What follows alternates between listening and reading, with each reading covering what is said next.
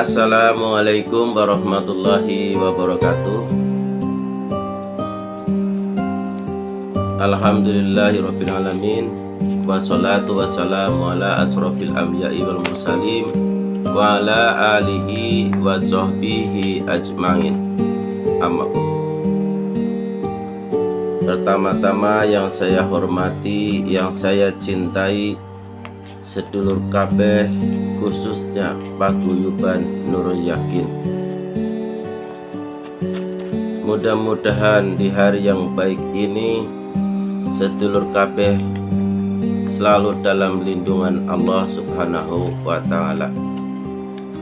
Pertama-tama mari kita panjatkan puja dan puji syukur kehadirat Allah Subhanahu wa ta'ala, yang mana sampai hari ini kita semua selalu diberikan beribu-ribu nikmat, terutama adalah nikmat umur yang panjang. Sedulurku yang dirahmati Allah,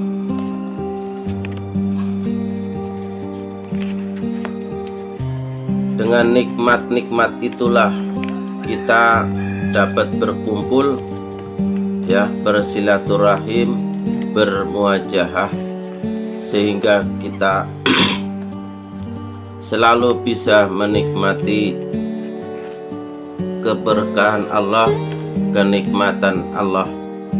Tak lupa sholawat serta salam semoga Allah limpahkan kepada ribaan kita Nabi Agung, Nabi besar Muhammad Sallallahu Alaihi Wasallam beserta keluarganya dan sahabatnya serta umatnya seperti kita. Allahumma amin. Baiklah sedulur kabeh, dalam kesempatan hari yang baik ini saya ingin mengajak sedulur jalan-jalan ke Mekah. Walaupun jalan-jalannya ini hanya melalui hati, hanya melalui, kalau bahasa nyatanya hayalan, tapi hayalan itu akan menjadi satu kenyataan, insya Allah. Kita ngomongin tentang Mekah. Ka'bah itu sendiri adalah tempat arah untuk umat muslim seluruh dunia agar mempunyai arah untuk dia beribadah kepada Allah. Maka patokannya adalah Ka'bah. Jadi Ka'bah ini adalah rumah Allah yang disucikan, disunahkan untuk umat muslim yang mampu dia melakukan haji ataupun umroh. Nah, sedulur, kita masuk, ya, ke daerah Mekah. Nah, di sini ada yang namanya Ka'bah. Kita ajak ke sana, ada apa aja sih di Ka'bah itu. Pertama, Ka'bah itu terutama dia bersegi 4, ya. Yang kedua, ada pintu Ka'bah. Jadi semuanya ada 10 bagian, lur. Ya, ada 10 bagian yang perlu diketahui buat umat muslim, ya, yang udah umroh maupun yang pernah haji tentunya mungkin sudah tahu. Nah, yang belum tahu jadi biar tahu. Jadi ada 10 bagian.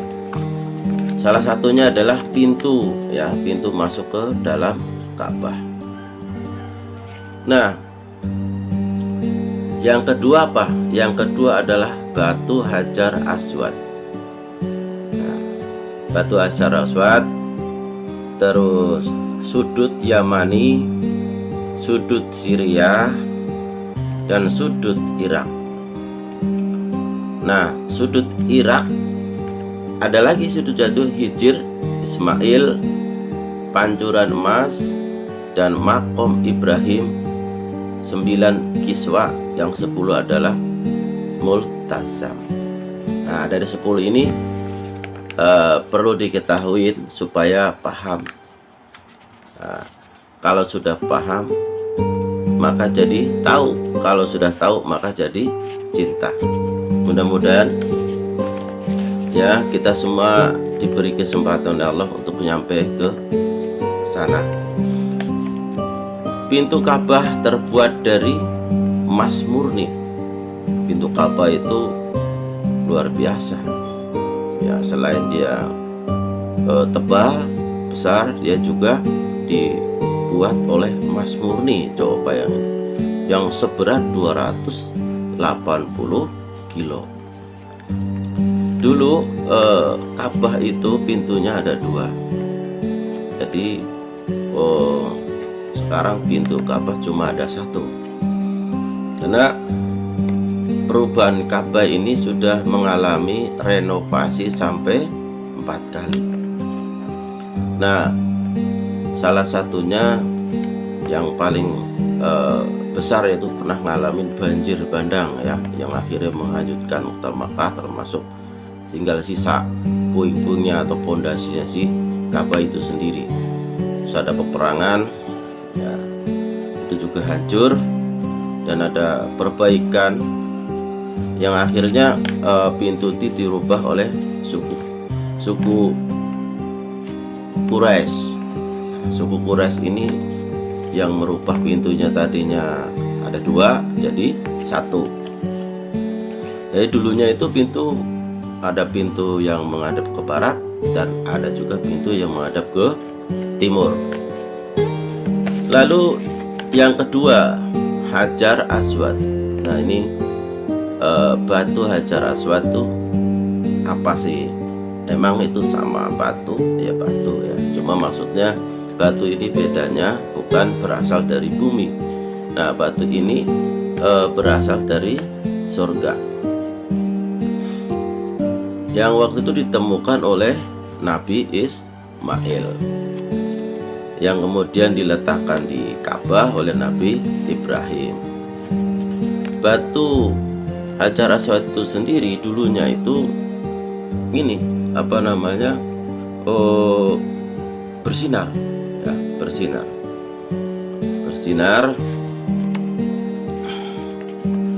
sampai menyinari Jaziriyah Arab.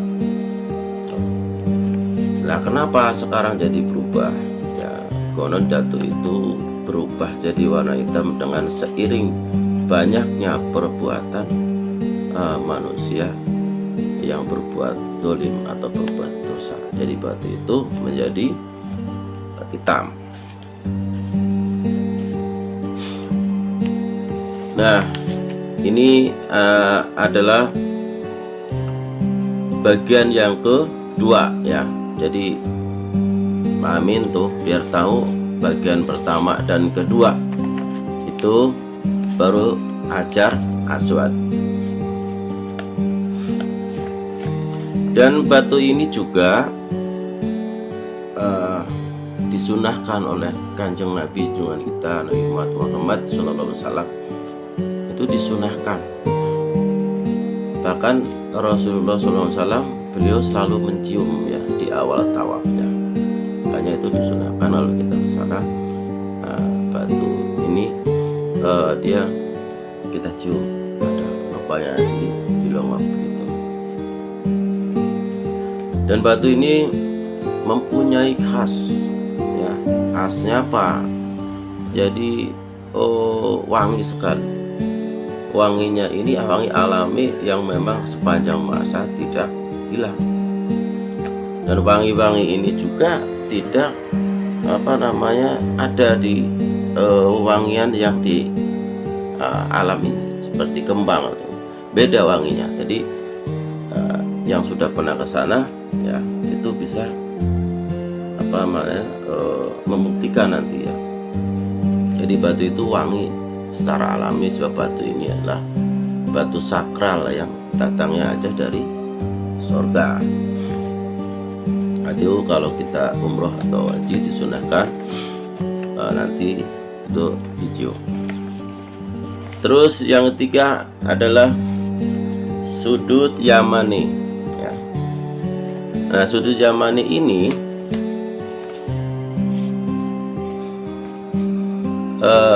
termasuk disunahkan oleh Kanjeng Nabi junjungan kita Nabi Muhammad SAW, karena Rasulullah sendiri dulu kalau tawaf itu dia selalu memegang sudut Yamani.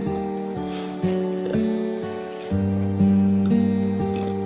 Terus yang keempat adalah sudut Syria. Sudut Syria ini kalau kita tarik benang lurus itu arahnya adalah ke negeri Sam, ya, ke negeri Sam. Sudut Syria itu. Terus selanjutnya adalah sudut Irak. Ya.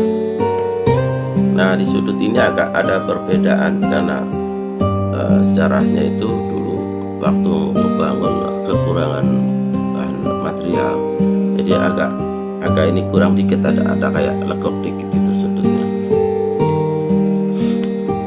Nah, selanjutnya adalah yang bagian keenam adalah Hijr Ismail. Ya. Hijr Ismail ini terletak di sebelah utara Ka'bah. Jadi bukan di sebelah utara terus jauh tuh, enggak. Artinya kalau segi empat ini pokoknya di lore lah, sebelah lore ya. Nah, ini dia berbentuk setengah lingkaran. Hijr Ismail ini di sebelah utara, tempatnya itu buat orang-orang kalau haji atau umroh itu di situ dia muter dan berdoa. Karena menurut sejarah, jadi tempat di situ berzikir dan berdoa yang akan dikabulkan sama Allah lebih cepat lah. Kalau kita mengusulkan itu akan lebih cepat di situ dari segala hajat. Tuh tadi ada di U ya, ada di U tuh, ada di U utara. Terus yang ketujuh ini pancuran emas ya, pancuran emas itu 6 apa tadi, nah, 7 ya, 7 adalah pancuran emas. Manusia semua punya tujuan ya, tujuan yang baik, tujuan yang sukses, ada di angka 7. Pancuran emas ini terletak di atasnya. Jadi pancuran emas ini ya terletak di atas Hijr Ismail. Kok disebut pancuran emas? Ya, dia sengaja dibikin talang. Kalau kita talang ya, kalau ada genangan air atau habis membersihkan air dari membersihkan Ka'bah itu, buat pembuangannya. Nah, talang ini terbuat dari tembaga yang dilapisi emas murni, maka disebut talang emas. Itu ada di atasnya Hijr Ismail. Yang ke-7 ya. Yang ke-8 yang dilakukan 8 adalah Makom Ibrahim. Nah, tahu nggak Makom Ibrahim? Nah, ini perlu dipahami antara makom dan makam. Jadi ini makom ya. Kalau makom, kalau di Indonesia ini kan ada apa, petilasan itu golongannya makom. Tapi kalau ada ya sohibul makomnya itu ada, artinya ada tulangnya, itu berarti makam. Nah, itu di sana itu adalah yang bagian ke-8 tadi adalah makom Ibrahim. Makom Ibrahim jadi suatu bentuk tanda dia pernah ke situ atau singgah di situ adalah telapak kakinya, telapak kaki Nabi Ibrahim Itu ada yang sekarang ibaratnya dibikin kayak kalau di sini ibaratnya makam keramat. Jadi bekas telapak Nabi Ibrahim gitu, ya, ada. Terus yang ke-9 adalah kiswa, ya. Mungkin banyak sudah tahu kiswa, bahwa kiswa itu adalah kain penutup Ka'bah. Nah, kiswa itu tersendiri terbuat dari bahan sutra, ya, yang murni, lalu ditulis dengan ayat-ayat suci Al-Quran, ya, atasnya dengan benang-benang emas. Emasnya ini emas yang murni. Nah, hanya kiswa ini kainnya warna hitam, ada tulisan Arabnya. Nah, di situ adalah emasnya, itu bahan dari emas. Tiap tahun itu ada pergantian, tapi kalau yang tulisan Arab tadi tidak diganti sebab itu emasnya. Lalu yang bagian terakhir, ya, 10, ya, itu multazam.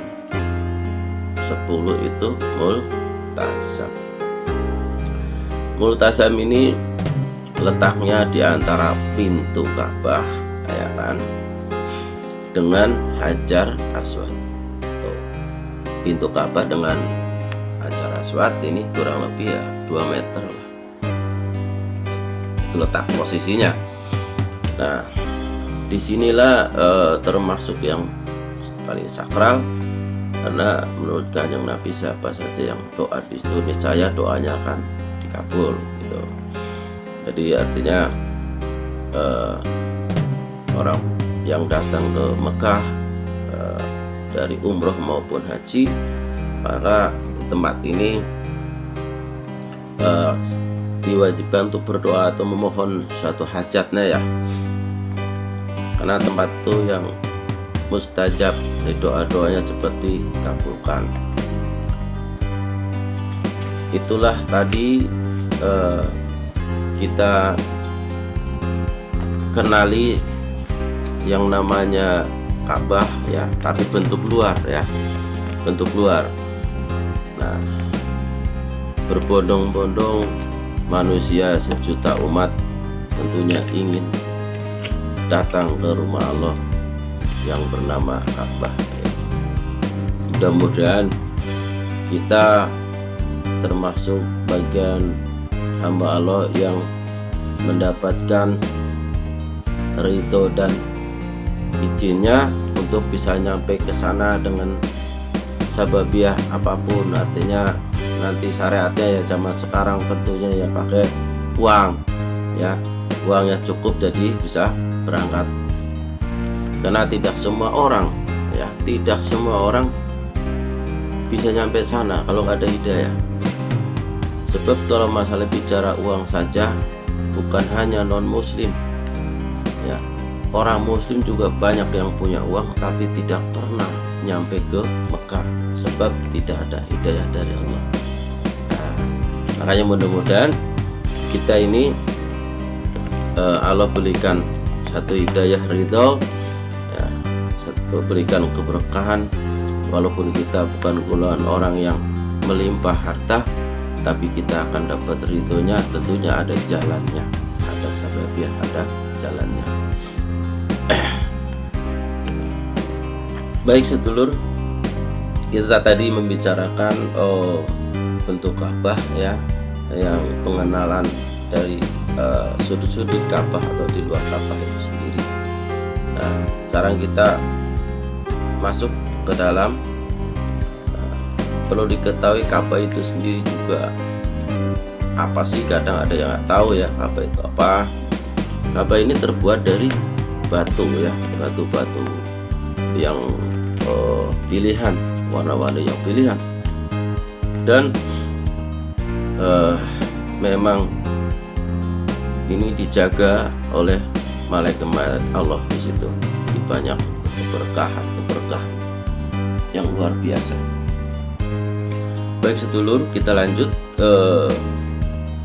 masuk ke dalam Ka'bah. Bismillahirrahmanirrahim. Bismillahirrahmanirrahim. Asyhadu an la ilaha illallah wa asyhadu anna Muhammadur Rasulullah.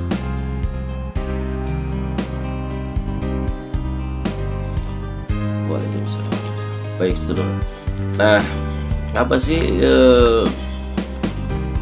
Ka'bah dalamnya itu apa?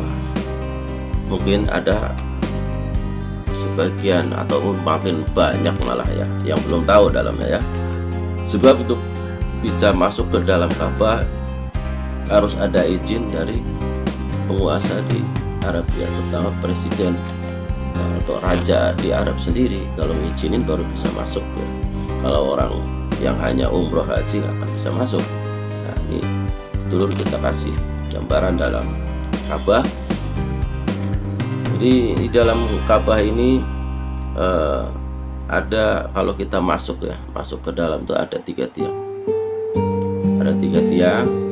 Tiangnya ini terbuat dari kayu yang pilihan, antara kayu gaharu yang pilihan, dan itu dilapisi dengan emas. Nah, di antara tiang ini ada tiang 3 tadi ya.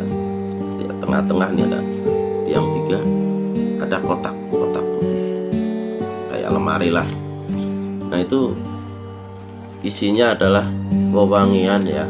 Wewangian ini yang memang dipakai buat ngelapin atau cara kita membersihin dinding-dinding Ka'bah, dicampur dengan air zam-zam. Nah, situ.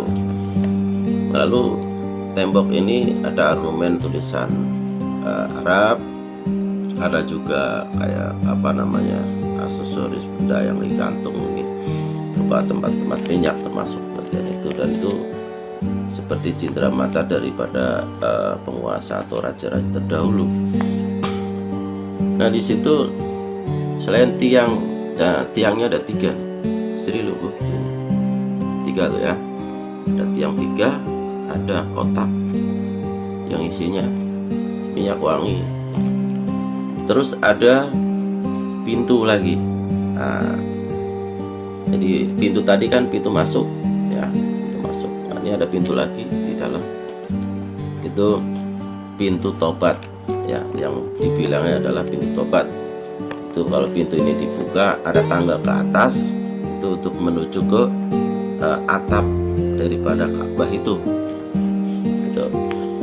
Itu samping pintu di situ juga ada bertulisan yang setiap mau merenovasi, istilahnya ada peraturan yang tertulis di situ dengan tulisan Arab. Dan ada ukiran ya, ada ukiran itu yang ini disakran oleh semua umat Islam. Ada ya ukiran pintu gitu, tulisan. Nah, itu tulisan Arabnya ditukir. Itu yang bertulis la ilaha illallah Muhammadur Rasulullah. Nah, itu yang disakrakan. Nah, lalu untuk lantai ya, untuk lantainya ini warna putih, dan ada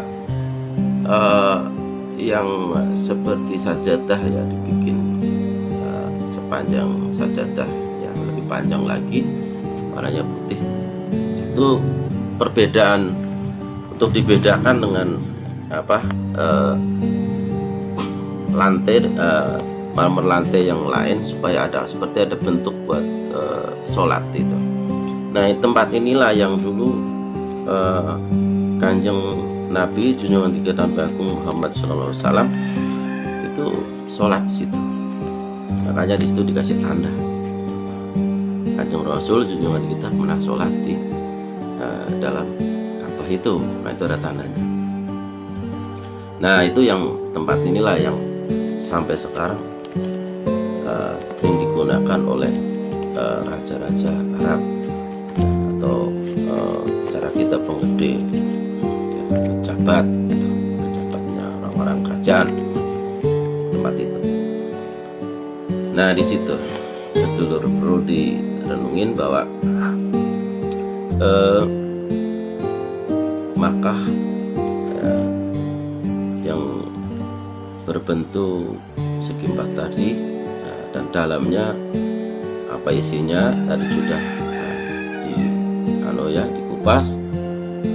Nah, ini berkait dengan tambahlah keimanan kita kepada Gusti Allah. Jadi Ka'bah itu bukan yang harus disembah oleh umat muslim, tapi Ka'bah ini sebagai petunjuk arah untuk menghadap pada Allah. Makanya yang patut disembah adalah yang mempunyai Ka'bah, yaitu Sang Ilahi, Gusti Allah ya. Nah,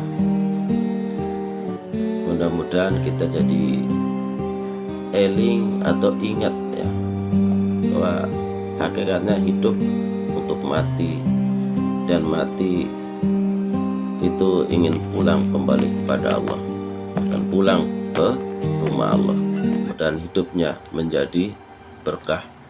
Diingatkan supaya gemar beribadah, gemar kita nyelengin, supaya punya celengan, punya duit, bisa berangkat ke Mekah.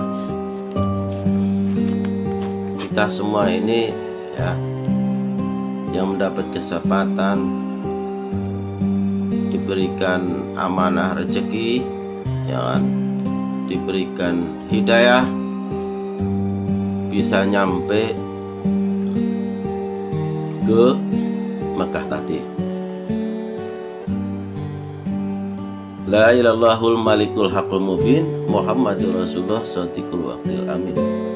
Mudah-mudahan yang dikatakan Kanjeng Nabi, Kanjeng Rasul itu benar. Jadi sampaikanlah sesuatu yang benar. Mudah-mudahan kita menjadi satu penyampai kebenaran. Itu ada kalau kita nih suka menyampaikan yang kebenaran, maka ada nilai pahalanya. Gemarlah bersedekah agar hidupnya berkah ya. Harta itu cuma titipan. Kadang dengan harta itulah kita jadi banyak dosa, kita jadi sombong, kita jadi angkuh ya.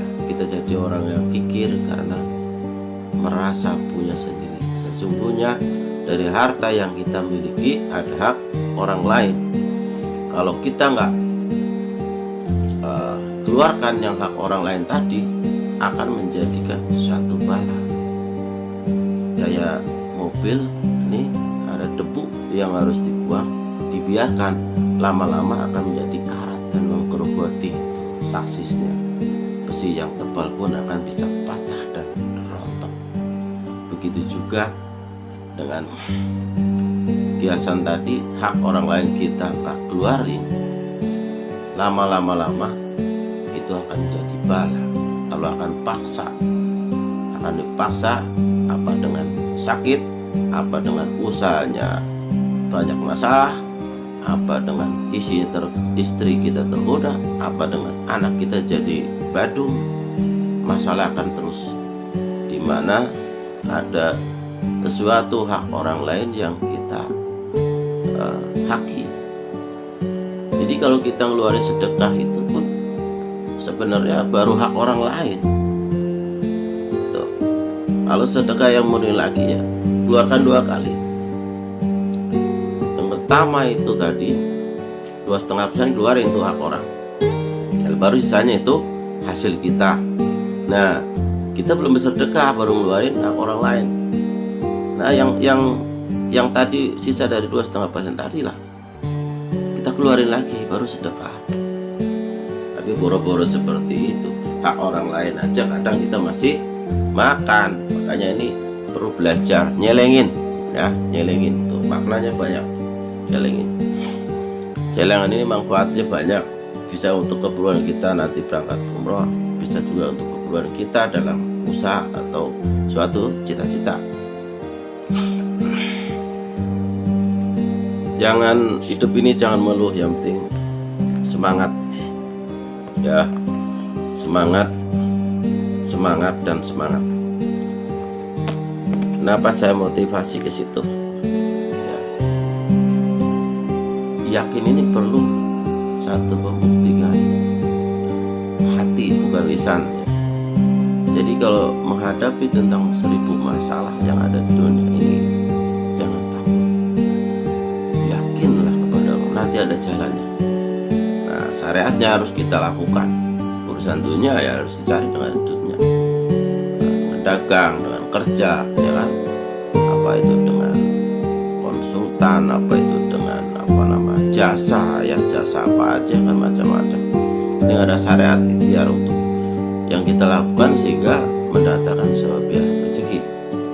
Jadi kalau kita yakin betul bahwa ada Allah, seperti ada pertolongan. Nah, apalagi ini alam nyata yang terang begini.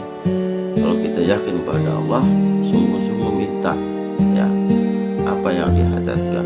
Kata Allah, kalau kamu sungguh-sungguh minta kepadaku, niscaya akan aku kabulkan. Tuh.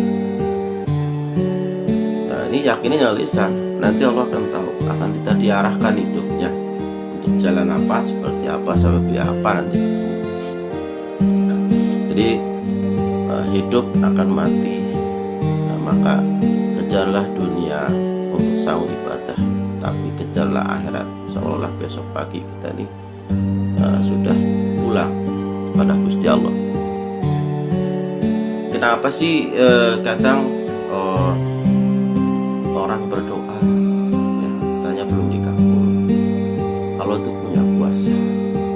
Ada seorang yang diperjalankan karena satu kesalahannya dia harus tebus ya, kalau di dunia, kalau kesalahan ini kita sogok mungkin turun 5 tahun jadi cuma 2 tahun, ya kan.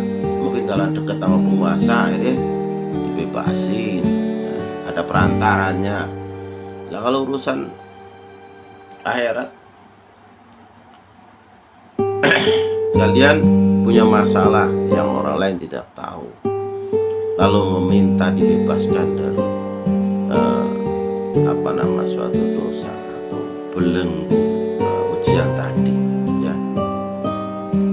Tapi Allah ini kan penguasa tunggal yang punya kuasa. Wah, dia menginginkan supaya kamu misalnya diperjalankan harus ngelewatin dulu, walaupun orang lain mengusulkan yang dia juga mungkin kenal sama Allah dekat, ya nggak diterima. Dia ngusulin presiden, Pak Presiden tolonglah itu jangan di penjara lama-lama, kasihan. Padahal dia yang ngusulin ini juga kenal sama presiden, tapi presiden punya kuasa tidak, karena dia harus melewati 5 tahun dulu. Jadi kalaupun melalui perantara pengusul, sesungguhnya perantara tadi nggak punya kuasa apa-apa kecuali kemurahan dari Gusti Allah, ridhonya Gusti Allah.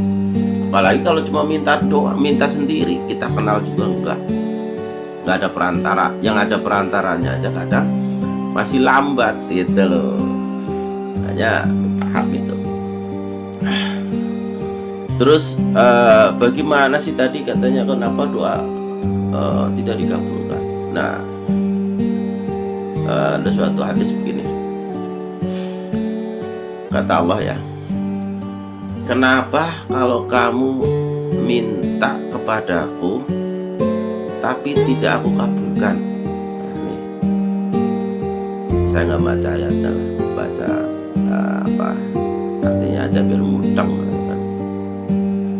Kata Allah tadi tuh, kenapa sih kalau kamu minta kepadaku lalu tidak aku segera kabulkan? Allah lagi menjawab lagi, karena di saat kamu minta kepadaku sementara pikiranmu ya, ciptaningmu ada di tempat lain. Nah ini, jangan-jangan kalian ini berdoanya begitu, jadi bukan khusyuk kepada Allah, tapi kamu minta, ya Allah, iya benar kita ngadepnya ke barat, ya Allah gitu. Waktu ngomong ya Allah aja ingetnya apa? Aduh, motor belum dikunci. Ini sama aja, Allah di depan kita, tapi kenapa kata Allah, kamu ngadep ke saya, kamu mikirin motor tuh. Jangan-jangan kalian berdoanya seperti itu lagi, ya Allah saya bebasin tuh masalahnya biar saya bisa bisa waktu ngomong ya Allah, Allahnya udah ada di depan. Kita malah mikir lagi, aduh jangan-jangan yang nagih utang datang nih. Nah ini khusyuk itu memang sulit, maka latih khusyuk. Karena doa-doa yang kayak tadi itu dijawab oleh Allah tadi kan. Kenapa tidak aku kabulkan, kata Allah, karena di saat kamu berdoa, pikiranmu ada di tempat orang lain. Ya Allah, akhirnya bingung. Oh ya wis, kamu tuh minta maaf tapi kamu nggak ngeliat aku, artinya kamu nggak magain aku bahwa aku tuh ada. Tuh ya akhirnya dijorin. Ya kita gitu. Kayak kita ngomong karo sampean, bos, aku pinjam duitnya tapi aku mukanya ngadep ke tembok misalnya. Kan jangan ngeledek, ini orang datang ke sini mau minjem duit tapi kok ngadepnya ke tembok, kurang ajar nih. Udah diantepin malah. Nah, jadi doa itu banyak berlatih untuk khusyuk ya. Nah, khusyuk kaitannya sama hati, kaitannya dengan ikhlas. Itu tadi. Di situ harus dilatih. Nggak bisa kalau khusyuk hanya lisan, ya gampang. Misalnya khusyuk, Allahu Akbar, ruku pertama khusyuk, ruku kedua putus, sujudnya putus lah, nyambung, tak berdiri putus lagi. Lah berapa kali putus kita? Lagi ngomong sama Allah, baru ngomong 2 kata langsung lari, ya kan? Lari ke tempat lain, belum rampung datang lagi. Ya Allah nyambutnya Allah males, lu bolak-balik nggak jelas ngomongnya. Tadi ngomong mau minjem apa, lari lagi. Nah tuh artinya ini perlu dilatih kalau untuk bicara biar cepat dikabul ya. Baiklah sedulur semua, manusia ini memang tak luput dari lali, ya, lupa, alpa gitu ya. Makanya perbanyaklah istighfar. Nah istighfar inilah senjata untuk kita melawan yang namanya syaitan. Dalam diri kita itu ada setan. Sahabat Nabi pernah tanya sama Nabi Agung Muhammad Sallallahu Alaihi Wasallam, ya Rasul, adakah perang setelah perang ini yang paling besar ini, adakah perang lagi yang besar? Sampai 3 kali bilang tidak ada. Yang ada adalah perang melawan hawa nafsu. Berarti itu ada pada diri kita semua ya, ada pada diri kita semua, ada perang hawa nafsu setan. Itu nggak bisa dibunuh, setan nggak bisa dibunuh. Yang bisa hanya karena ridho Allah ya. Nah itu setan hawa nafsu kita. Tapi kita tekan dengan istighfar, astagfirullah, banyak dalam hati. Jadi kalau kita cinta sama Rasul, sama Kanjeng Nabi, ibarat kayak kamu cinta kepada cewek ya, otomatis kan mau tidur ingat kamu ya kan? Mau makan ingat kamu, dimana-mana ada kamu. Nah kalau kita cinta kepada Kanjeng Nabi, Kanjeng Rasul, maka cintailah seperti kamu mencintai orang yang kamu sayangi itu, maka akan jadi dekat. Karena satu riwayat tadi, siapa yang sering membaca sholawat, insya Allah hidupnya akan berkah dan akan diberkahi. Sholawat ini akan memberikan satu cahaya ya, satu penerangan buat kita. Sallallahu ala Muhammad sallallahu alaihi wasallam. Naik motor bisa sholawat dalam hati ya kan? Istighfar juga bisa, astagfirullahaladzim dalam hati. Jadi supaya hidup kita tuh banyak dipenuhi dengan zikir ya, karena batiniah kita tuh perlu makan, ada ruh di dalamnya. Ruhnya makannya itu bukan nasi sama tempe sama pecel lele, tapi itu dari amalan-amalan dengan zikirullah. Allahu Allah, Allahu Allah, tuh napas kita tarik Allahu, tarik lagi Allahu, tuh napas saja berzikir Allahu Allah. Biasa naik motor Allah dalam hati. Jadi supaya dalam tadi berisi, ada 3 tiang tadi tuh, ayo ya, 3 tiang ingat tuh, diperkuat tiangnya yang 3 tadi ya. Baiklah sedulur, kiranya sampai ke rumah Allah yang bernama Ka'bah, kalau kamu ingin nyampe ke sana, maka dengan niat yang tulus dan minta itu sama Allah, insya Allah akan ada jalannya. Mungkin dengan cara kamu nyelengin, tapi nyelengin ini tentunya fungsinya juga banyak, bukan hanya untuk ke Mekah saja. Itu bisa nolong diri kita dalam kesulitan, namun melatih diri kita kedisiplinan, ya, menghargai sebuah satu karya atau pekerjaan kita. Hidup kita jangan boros, tapi hidup kita perlu dengan di manage sesuai dengan kebutuhan. Royal boleh, tapi royal lah untuk kepentingan yang baik.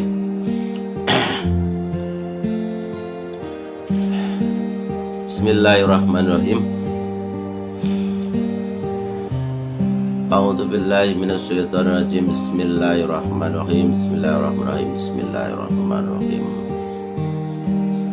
Allahumma sholli ala sayyidina Muhammadin wa ala ali sayyidina Muhammad. Sholli wa sallim wa radiyallahu ta'ala wa ta'ala wa kulli sadatina wa sahabi sayyidina Rasulillahi ajma'in. Hamda syakirina hamda min hamdi yafini wa yaqalu masyidah. Ya Rabbana lakal hamdu kamali jalibatika wa atimi sultanik. Allahumma inni nas'aluka salamatan fitin wa afiatan fil jasadi wa afiatan fil ilmi wa barakatan fil rizqi wa tawbatan qabla al-maut wa maghfiratan ba'da al-maut wal afwa idza lisab. Allahul kafi wa rabbunal kafi wa wajadul kafi likulli kafi kafanal kafi.